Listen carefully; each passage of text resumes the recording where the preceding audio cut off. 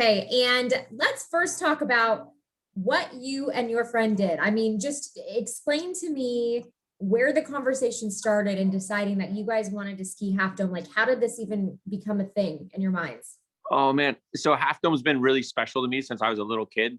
I was blessed enough to grow up in Yosemite. So I lived right in the valley in El Portal in between those two places. And when I was a kid, I would play in the playgrounds and you'd always see Half Dome right above the swing set. And for me, it was where the big thunderstorms came from in the summer. And it's also when it snowed, it looked the most dramatic up there. It was like always a bunch of snow. So I really liked Half Dome since I was a little kid for some reason. I was always attracted to it. So the idea to ski it, were you kind of just always eyeballing it like, Yeah. one day I could do that?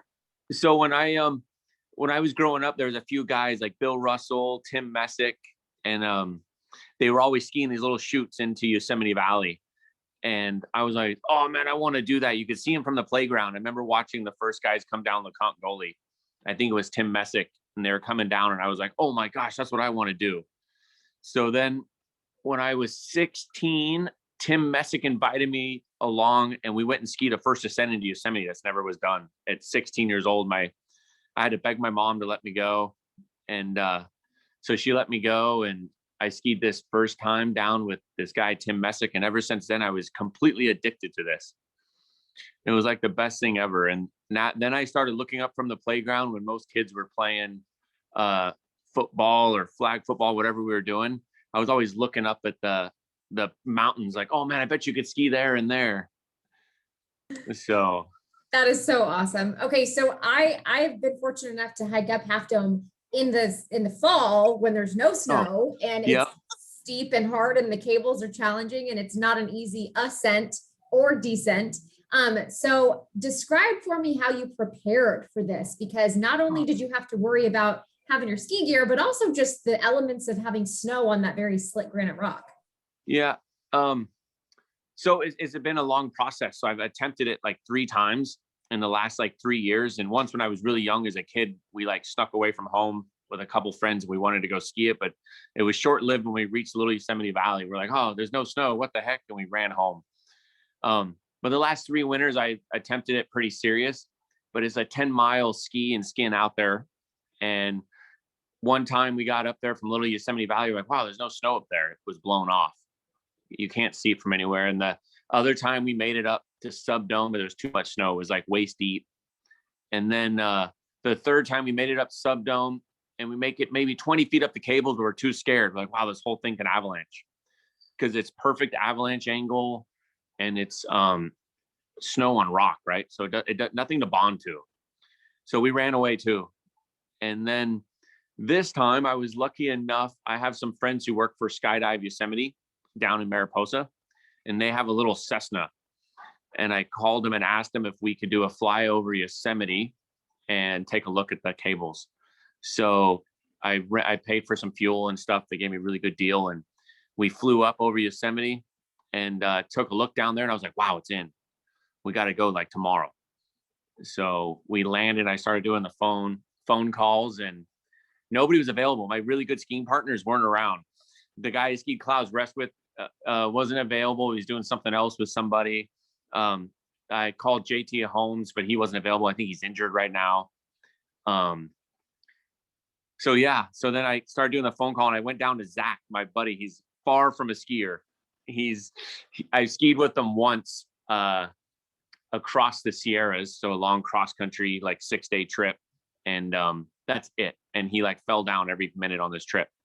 So yeah, he's a horrible skier, but he's amazing in the mountains. He's been a free soloer, a bunch of hard stuff in Yosemite, and he's done like ice climb at Widow's Tears without ropes. And he's just this really strong guy, and he's a fun guy to be with. He always makes me laugh. So I called him, and he was like, wow, no way. I can ski that thing. And I'm like, wow, will you go up there with me? So yeah, he decided to come up there with me. Okay, so I just sorry. I hope I'm okay talking. Yeah. No, this is great. This is great. I feel like okay. I want to become really good friends with you. Right on. Okay, so you guys make the decision. Obviously, all the prep work goes into it. For the average person who doesn't understand the like, it takes a while on skins. It takes a while at elevation. You're climbing, you're Yeah. ascending, and then you have to have like the strength to ski it down. I don't know how you didn't freak yourself out and psych yourself out when you were at the top thinking, okay, I'm actually gonna do this. So like, what was that moment like when you finally skinned up and you were there, but you knew you had to come down?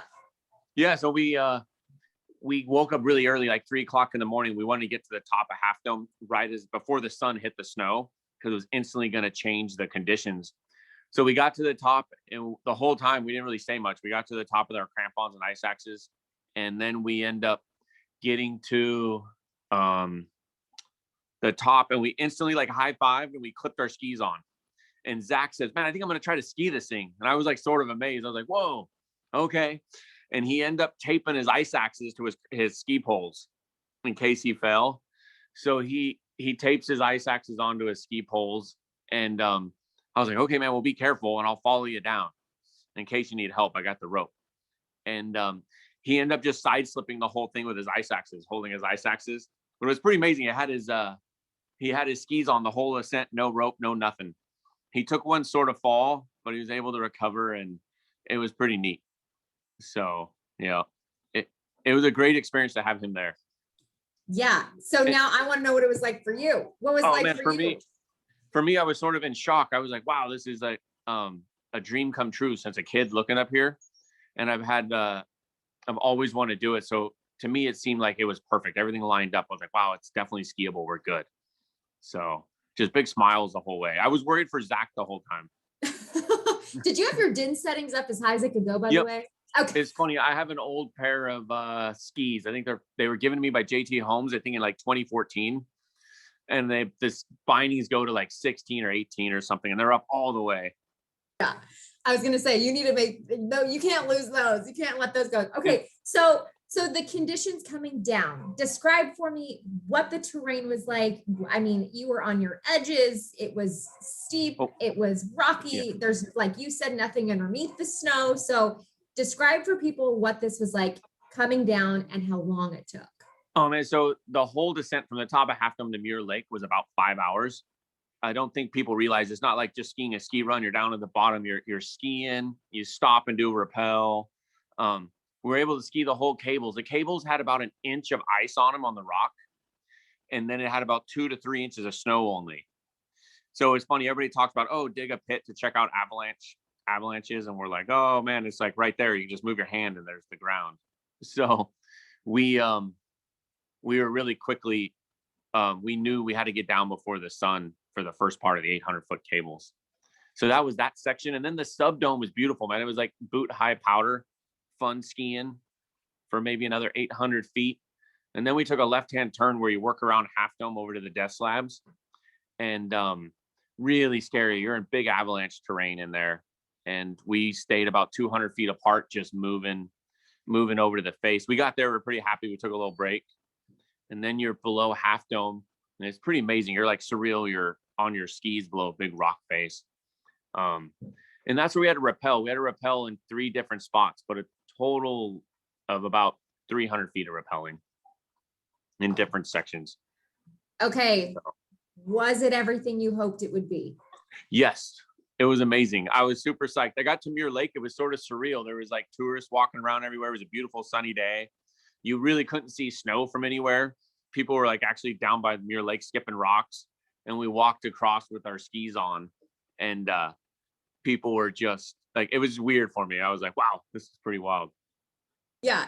Would you say in comparison to other things you've done and other hikes you've done and skins you've done, like how does this compare, or is there nothing to compare? Like this is man, this one is so amazing. I mean, I always, as a kid, I loved Half Dome. I loved watching the big thunderstorms as a kid. When I was a kid, thunderstorms used to happen almost every day in the spring in Yosemite. So it always made me really happy to see Half Dome. So this was like a real big dream come true. It was my first wall route too. I climbed the regular route when I was like 17 on the face. So it was pretty neat to connect it all. Okay. Was there any point where you were like super scared and freaked out? Oh yeah. I mean, the morning when we were waiting below the cables, when it was still dark and we could sort of see it, we were like facing the other way so we wouldn't look up there. We were really scared. We're like, wow, I can't believe, we kept joking, like, wow, we can't believe the Park Service lets people walk up here in the summer. So, So what's next? oh man, who knows? Spend some time with the family. I'm down with my kids right now on the coast. I'm gone quite a bit, so it's always nice to be home with the wife and the kids and everything. But there's definitely some more skiing. I always joke when I think I'm done and then I'm skiing this, and my eyes were big the whole time on something else. So can't wait for that. So are you going to try to do Half Dome again, or is this a one and done for you? This one's probably one and done for skiing the cables. Yeah. Cool. Awesome. Well, I am so happy that you were able to do this. And I just think it's so cool that you get to share your story with everyone now. What do you want other people to know? Because, you know, obviously this is not for the faint of heart. You got to be a pro, you got to know what you're doing, Yeah. but what do you want people to know? One of the things for me is, I'm not a professional skier. I don't, nobody pays me to do any of this stuff. I do it straight from the blessing of my heart. I love Yosemite. Every time I drive in Yosemite, it makes I have a big smile, my eyes open up, and I love skiing, and I love Yosemite. And I think it's just amazing. If anybody gets anything out of it, I would say, man, get outside and try to see the wilderness, and man, we're blessed to live this life. Oh, so true. So true. Well, I am so stoked for you. Congratulations on everything that you've accomplished. And I can't wait to see what you do next. And I might have to hop on one of your trips coming up. So keep my info and I'll keep yours. Oh, it sounds perfect. Awesome, Jason. Thank you so much. And if you don't mind emailing us your videos, I will send you my email right now. That would be fantastic. But well done, my friend. You're a rock star. Nice talking to you. Take care. You too. Okay, bye. We'll see you. Okay, bye.